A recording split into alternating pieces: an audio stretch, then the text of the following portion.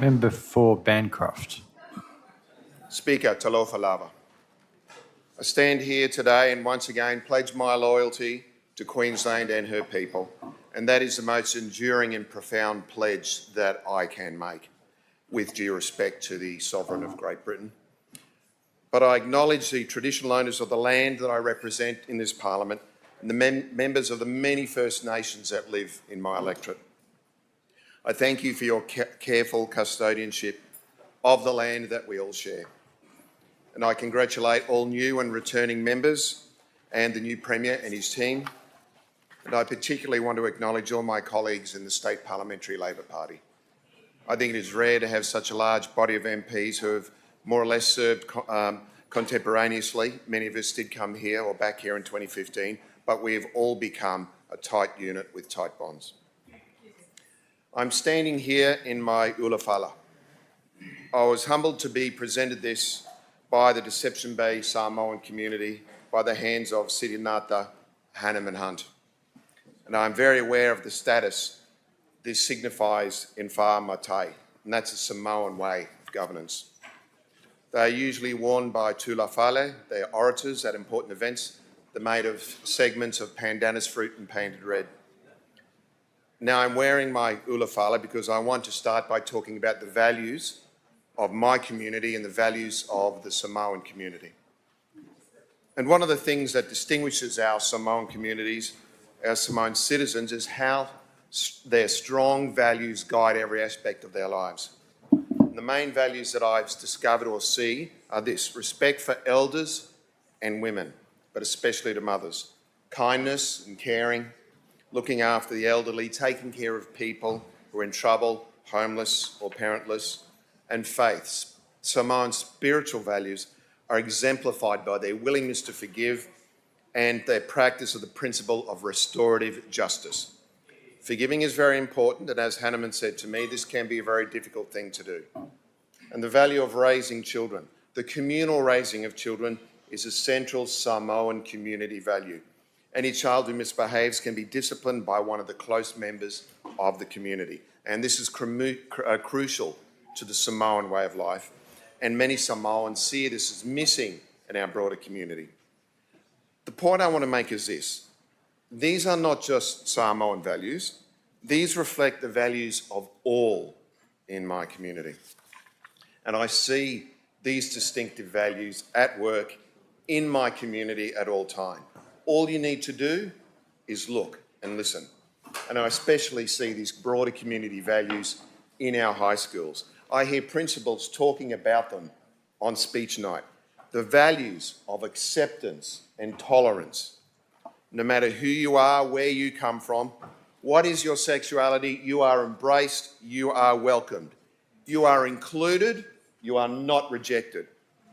Diversity is embraced. It is a strength of a community. It is never a weakness, it is a strength. Now, secondly, I see the key local values of collaboration and cooperation in our community corporations and organisations. I'll give you a Samoan saying to demonstrate the importance of collaboration. Olotele o sulu, olotele foai lena o whanota. That is, the more lanterns we have, the more fish we catch. When Samoans fish at night, more lanterns can make the vision under the water clearer. It attracts more fish are caught. And the lesson from that is, with more collaboration and cooperation, if we all bring our lanterns, we can catch what we need, we can achieve what we must. The third is respect, and I'll talk more on that later. Fourth, equality and equity. Equality is this: we all have equal rights, liberties, opportunities. No class distinctions, no discrimination. So a kid from Deception Bay or a kid from North Lake State College can get ahead in life. And equity, you get access to the resources you need to get ahead in life, to catch up with those who have favoured or fortunate lives. It is putting everyone on a level playing field. Equity means there is not a favoured few who have risen, who control all the decisions, and they control the flow of resources to themselves or their people.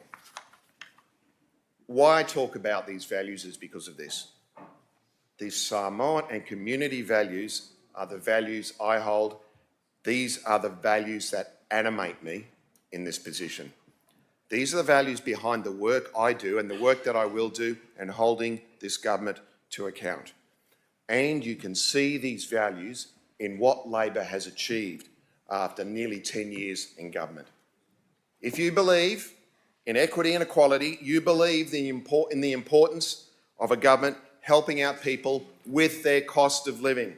And under Labor, Queenslanders were provided with the biggest cost of living relief package in the nation.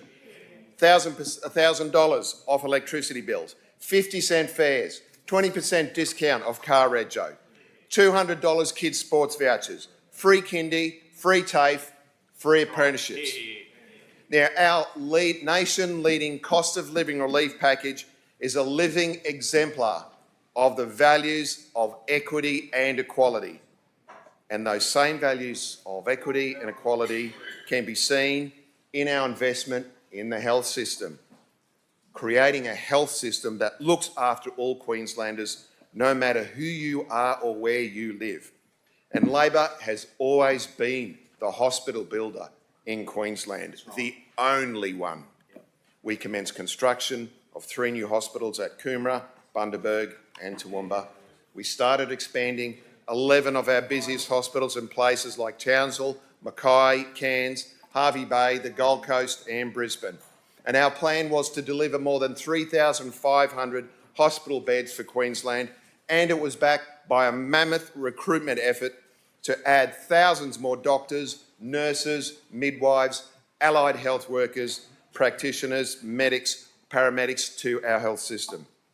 Our health plan showed respect for ordinary working Queenslanders.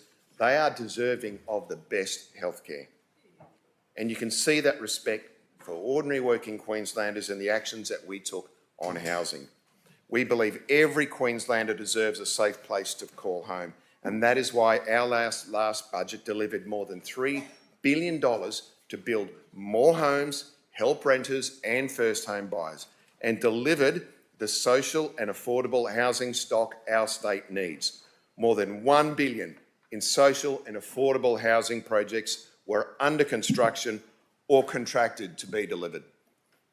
More than 900 social and affordable homes have been completed since the member for Marumba launched the Homes for Queenslanders plan. That is more than 1,100 homes currently under constructed and more than 2,200 social and affordable homes contracted to be delivered. Speaker, we think the value on our side of respect in politics is crucial. Now, an example of that is listening to Queenslanders, letting them tell their story, including First Nations peoples. It is a respectful act to listen. It is respectful to take the time to hear someone's stories. It is disrespectful to not meet, to not listen. It is disrespectful to commit to the truth and listening, then back away. I know the LNP have listened to many Queenslanders, especially victims, so let me put it into the language that the LNP can understand. Listen to these Queenslanders who have been subjected to criminal acts.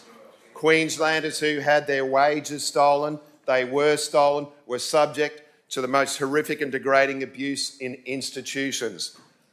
Let them have the opportunity to be heard, an opportunity you have extended to other Queenslanders. And let me be clear, I do not see our First Nations people as passive victims. They fought, they negotiated, they never ceded sovereignty on this land. Member for Bancroft, could you resume your seat for a moment, please? Member for Mermaid Beach, what is your point of order? Mr Deputy Speaker, the member is on participation on a bill before the House. Thank you. Member for Mermaid Beach, I'll just take some advice.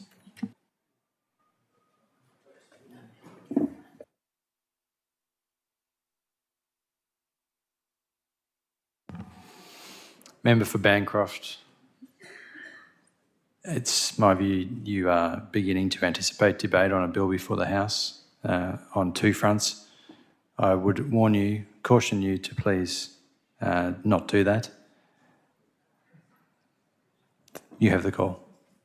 Thank you, Speaker. I just finished that bit anyway. The values of my community are at the core of our efforts to confront and resolve the most intractable and difficult of social issues and crises. For example, you will not solve the problem of youth crime if you are a community that see these kids as someone else's kids. The Samoan value that we all have a responsibility for raising children is reflected in our approach locally to youth justice. We don't say, these are not our kids. Government, come in and solve this problem, take it away. In Deception Bay, we see them as our kids, not as outsiders. They belong to us. It is not for someone else to fix. The Deception Bay doctrine contains this. You need wraparound, long-term solutions that respect the community and that gives the community agency to resolve them. People in my community, they already know how to fix this. And in fact, the solutions are already there. We've been doing it for over 20 years. I say to the LNP, forget the sloganeering, just fund the solutions that we are already doing. The LNP have largely focused on one issue, youth crime, and have put forward a proposal to solve it or fix it. But our local programs are already in place and they are working. They are not the programs that focus on the retribution and punishment end of action after a serious crime incarceration has happened. They are the long-term programs that address those root causes of economic and social dislocation. They are the wraparound services that are provided by the community in partnership with government.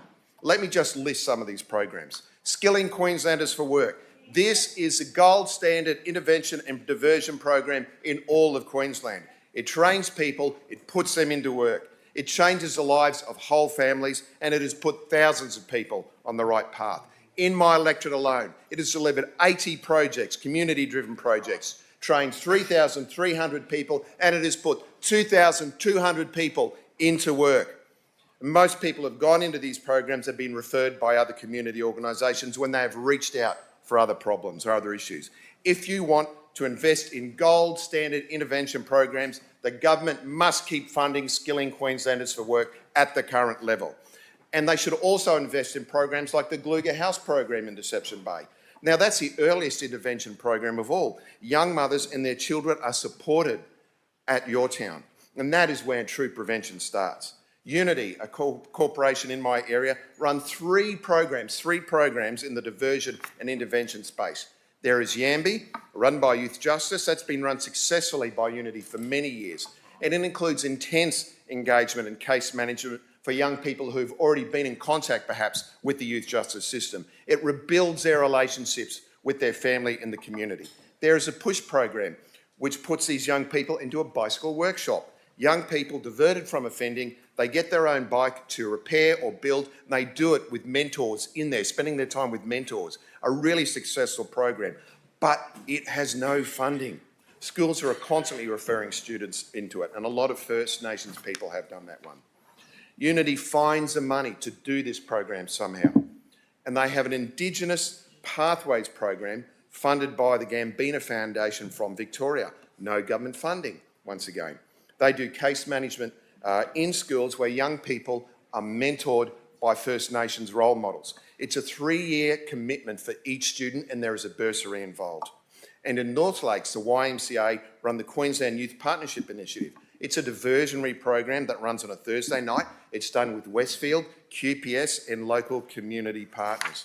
And that, once again, helps divert people away, young people away from the justice system.